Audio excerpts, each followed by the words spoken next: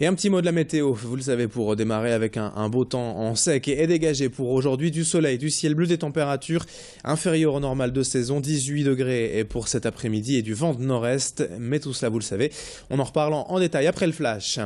Et la première image à la une de ce journal, justement, ce lundi matin, c'est d'abord la 20e édition de la Gay Pride, samedi à Lille. Près de 10 000 personnes sont venues participer à cette marche des fiertés, sous un beau soleil et en musique.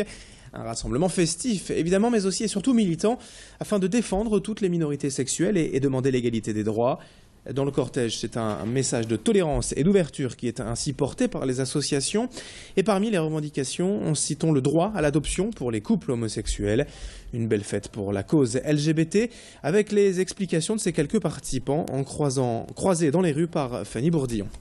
Tous venus pour d'abord faire la fête, parce qu'il y a pas mal de chars avec de la bonne musique, et puis ce soir on va continuer. Je pense que c'est important d'être présent et de pouvoir revendiquer le fait que les gays soient forcément égaux à tout le monde et que tout le monde est égaux aux gays, c'est logique. On est venu en famille, c'est sa première fois et elle est très contente, on s'amuse bien. Et voilà, en plus il fait beau. Plus festif, on fait la fête, on s'amuse, puis on représente les couleurs gays, et puis voilà. On est de facto, je veux dire, du fait de notre statut, très engagé, en fait, dans toutes les problématiques, notamment, je veux dire, tout ce qui est droit, la reconnaissance, je veux dire, des couples homoparentaux. À la une également ce lundi matin, en bref, un grave accident de la route pour le maire de Wattrelos, Dominique Barre, hier. L'élu socialiste circulait à moto dans la commune quand il a été percuté par un automobiliste qui a pris la fuite.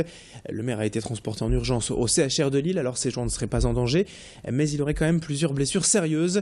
Quant au conducteur de la voiture, il est depuis activement recherché par la police. L'accident a eu lieu hier vers 17 h à Wattrelos, boulevard Mendès France, et si vous avez des informations au sujet de cet accident, n'hésitez pas bien sûr à prévenir la police. On enchaîne avec une autre image ce week-end, les 40 ans du centre d'incendie et de secours de Villeneuve d'Ascq. Et pour fêter ça, les pompiers ont ouvert leurs portes au public pendant ces 2 jours. C'est un événement en tout de même car cela n'arrive que tous les 5 ans. Les visiteurs ont donc pu découvrir l'intérieur d'une caserne, le quotidien des sapeurs et leur matériel. Des démonstrations d'exercices étaient programmées, mais aussi des stands d'animation pour se mettre dans la peau d'un pompier et tester le matériel. L'un des objectifs de ces portes ouvertes, c'est aussi de recruter de nouveaux volontaires, convaincre des jeunes de rejoindre les effectifs, comme l'explique notamment le chef du CIS de Villeneuve d'Ascq au micro de Fanny Bourdillon. La sensibilisation du public, elle se fait à travers les manœuvres, puisqu'on a des manœuvres secours routiers, des manœuvres incendie, des manœuvres avec des équipes spécialisées chez nous qui effectuent des missions particulières, périlleuses notamment, mais également à travers des stands, puisqu'on a des ateliers phénomènes thermiques, qui ont pour geste de faire face aux risques domestiques et d'expliquer un petit peu aux gens qu'est-ce qu'on peut faire chez soi pour limiter les risques et pour éviter les accidents et les suraccidents. Allez, dans le reste de cette édition en direct, une compétition tout à fait unique en son genre ce week-end à Carvin, avec pour la première fois l'Open de France de flipper. Baptisé la Baraque à Flip, l'événement a vu s'affronter des dizaines de joueurs le samedi et les tout meilleurs lors des finales hier.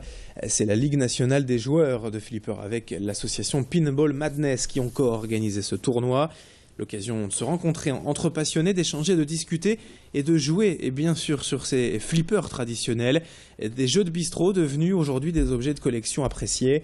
Toutes les générations ont pu se retrouver autour des 80 flippers rassemblés ce week-end. Fanny Bourdillon, elle est allée en savoir plus auprès du président de la Ligue nationale, Vincent Carlier, qui nous en dit plus quand même sur ce jeu de hasard, faut le dire. Il faut rester calme malgré justement les trajectoires quelquefois bizarres que peut avoir la bille. Donc rester calme et essayer justement de marquer le plus de points.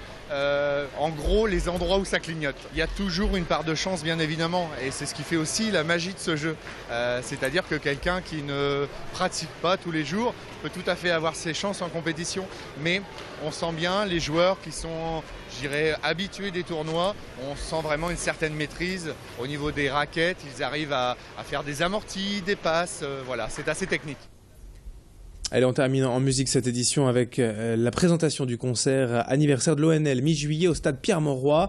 100 musiciens accompagnés de 200 choristes ont rendez-vous le 17 juillet pour célébrer les 40 ans de l'orchestre lillois et au programme Carmina Burana et le Boléro de Ravel notamment.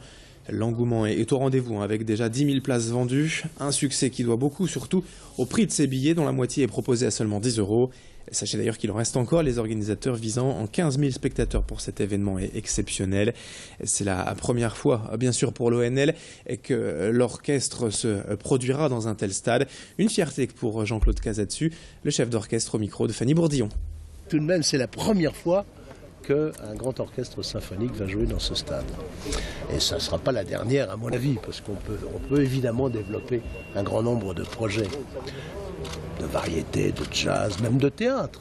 On peut rêver que, voilà, dans le nord de la France, on n'a pas Orange, on n'a pas Aix-en-Provence, on a le stade Pierre-Mauroy avec un équipement exceptionnel, une équipe vraiment très très ouverte et extraordinairement professionnelle. Donc voilà, tout est possible à condition que la qualité soit là. Et puis on termine avec la météo, l'infotrafic, ce quart d'heure d'info près de chez vous, lundi 8 juin, 7h36. Voici les prévisions météo du jour et l'état de la route ce matin. À tout de suite.